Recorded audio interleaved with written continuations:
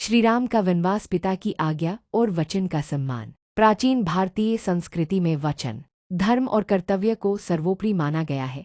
इसी संस्कृति का जीवंत उदाहरण है श्रीराम का वनवास, जो केवल एक कथा नहीं बल्कि त्याग, आदर्श और कर्तव्य की पराकाष्ठा का प्रतीक है। ये प्रसंग उस समय का है जब अयोध्या के महाराज दशरथ ने अपने ज्येष्ठ पुत्र राम को राज्याभिषेक देने का निर्णय लिया था। संपूर्ण अयोध्या नगर उल्लास और आनंद से भर गया था। सभी नागरिक अपने प्रिय राजकुमार के राजा बनने की प्रतीक्षा कर रहे थे। राम स्वयं भी इस उत्तरदायित्व को विनम्रता से स्वीकार करने के लिए तैयार थे, परंतु नीति को कुछ और ही स्वीकार्य था। दशरथ की प्रिय रानी कैकेयी को एक दासी मंथरा ने यह विचार भर दिया कि यदि राम राजा बनेंगे तो कैकेयी और उसका पुत्र भरत हाशिए पर रह जाएंगे। मंथरा की बातों से प्रभावित होकर कैकेयी ने दशरथ से अपने 2 वरदान मांग लिए। पहला, भरत को राज्य का उत्तराधिकारी बनाना और दूसरा, राम को 14 वर्षों के लिए वनवास भेजना। दशरथ उस वचन को याद कर व्याकुल हो गए जो उन्होंने पूर्व में कैकेयी को दिया था कि वह किसी भी समय 2 वर मांग सकती है।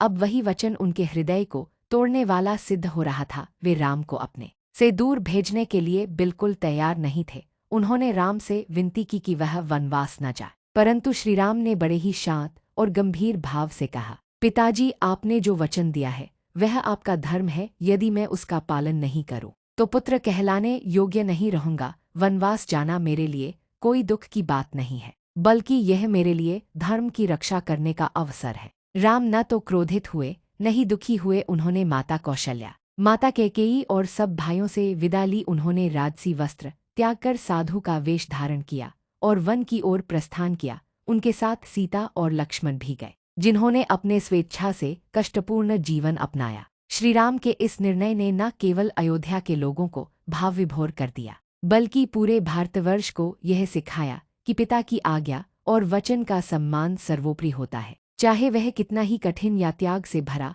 क्यों न हो। राम के इस आदर्श व्यवहार ने उन्हें मर्यादा पुरुषोत्तम की उपाधि दिलाई, अर्थात मर्यादा, अनुशासन और आदर्शों का सर्वोच्च पुरु। इस प्रसंग में सबसे गहरा संदेश यह है कि जीवन में परिस्थितियां कैसी भी हों, यदि हम धर्म, वचन और कर्तव्य को प्राथमिकता दें तो हमारा चरित्र उज्ज्वल और प्रेरणादायक बनता है। श्रीराम ने राजपाट, सुख सुविधाएं और यश छोड़कर उस मूल्य को अपनाया जिसे आज की दुनिया में भी आदर्श माना जाता है। प्रेरणा, श्रीराम की यह कथा हमें सिखाती है कि सच्चा महान व्यक्ति वही है जो वचन और कर्तव्य का पालन करे, भले ही उसके लिए स्वयं का त्याग करना पड़े। यह प्रसंग बच्चों, युवाओं और समाज के सभी वर्गों के लिए एक प्रेरणा है कि हम अपने जीवन में मर्यादा, धर्म और वचन को सर्वोपरि रखें।